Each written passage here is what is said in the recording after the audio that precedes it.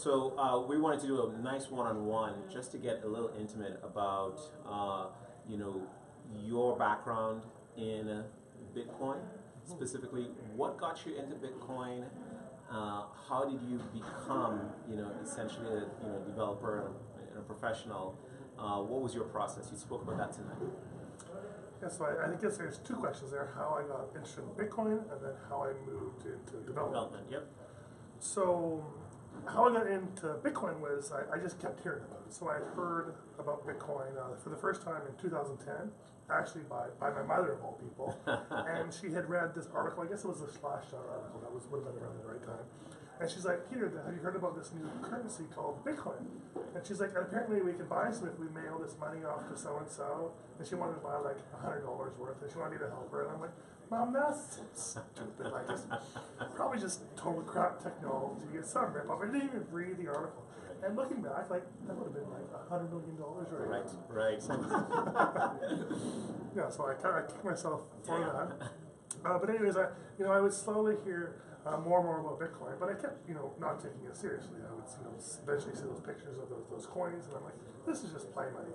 It wasn't until March of 2013, I was driving in my car, and I heard on the radio that Bitcoin hit a new all-time high of $40. Right. Wow. And the reporter said that this was due to the bank account confiscations in the Mediterranean island nation of Cyprus. Right. Okay. And I was like, weird. Like I can't believe there's this correlation between like what's happening in the real economy and this what I thought was play money. Right. And I remembered hearing a couple years ago that Bitcoin had hit parity with the U.S. dollar. So I'm like, if Bitcoin is still around after I think it was 3 years at that point in time, and its value keeps increasing, maybe there's something to it. So I went home and I decided to research and read all I could about Bitcoin, and I came across the Satoshi white paper. There you go. And I have a technical background, and I'm kind of a hobbyist, like an armchair economist, I'll say, as well. So I was interested in the math, interested in the science, interested in the money aspects. And when I read the paper, I was just like, wow, like, this changes everything. This is like a solution, a way to make something digital behave like something physical with scarcity. Right. And so it made so much sense to me right away that I just kind of fell in love with the concept, and I've been hooked ever since. Nice. And so now, what are you doing today in Bitcoin? So there was kind of a long process between me getting interested in Bitcoin as a concept and me becoming active in development. Right. And I spoke about that That's right. earlier today. So right now we're at another exciting time in Bitcoin's life cycle, because for the last 2 or 3 years there was the great scaling debate of 2014 to 2017. That's right. And Bitcoin basically broke out into these two warring factions: the small blockers on the one side, and the big blockers on the other side. So I come from the big blocker faction, and we've been working hard for the last. What is the big blocker color? The big blocker color is green. Green. The color that money should be. That's right.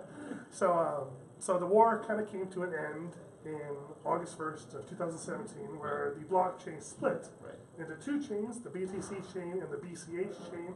And now we can finally do what we want on the BCH chain and continue allowing this Bitcoin experiment to play out the way that Satoshi Nakamoto designed it to play out. Right. So which one would you call real Bitcoin? It's a really difficult question to answer. But he's going to answer. So I think they're both Bitcoin. I think it's fair to say that BTC and BCH are both branches of what originally was Bitcoin. Okay, that's a great answer. I got a bit more to that though. Okay. So, in terms of the chain that's most like what Bitcoin was designed to be like this, most like what Satoshi wrote about in the white paper, that most meets a description of a peer-to-peer electronic cash system, something with low fees, fast transactions, reliable confirmation. In every way like that, Bitcoin Cash is more Bitcoin-like than BTC. Okay. However, one objective measure of a blockchain's value is how much proof of work has been added to the chain. Right. BTC has more total work in it than BCH. There you go. And I think largely because BTC kept the ticker, so I think just based on momentum, a lot of people just thought that Bitcoin Cash is some altcoin, Right. and I think a lot of the miners stayed on the BTC chain. But I can make excuses, but by that metric, BTC is more Bitcoin than Bitcoin Cash. Okay. If I'm an engineer not in Bitcoin and not in the blockchain, but wanting to get involved and sort of explore and develop, what would your advice be to be like, here's how you can start being a developer in Bitcoin? I think it depends where you are in your knowledge. Like the first step is just to read. There's so much great resources out there if you search for it.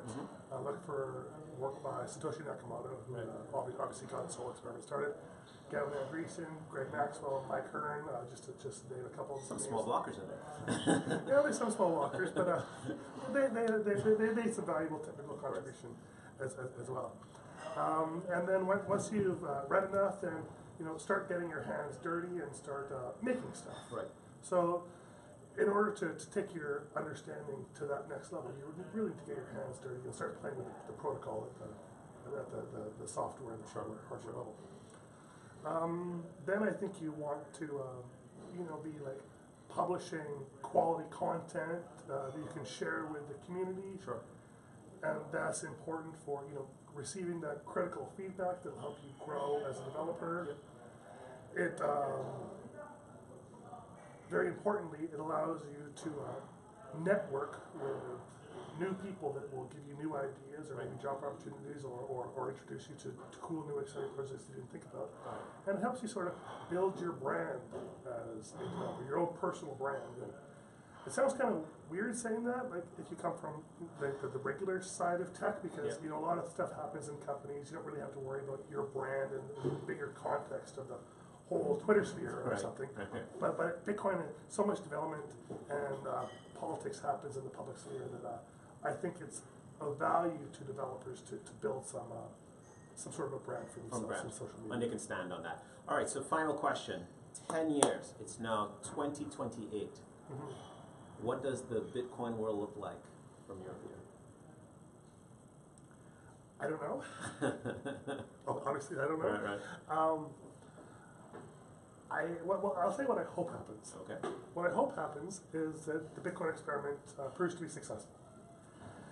And what that will look like is we move forward with Satoshi's original design, and that's allowing Bitcoin to continue to grow with bigger and bigger blocks.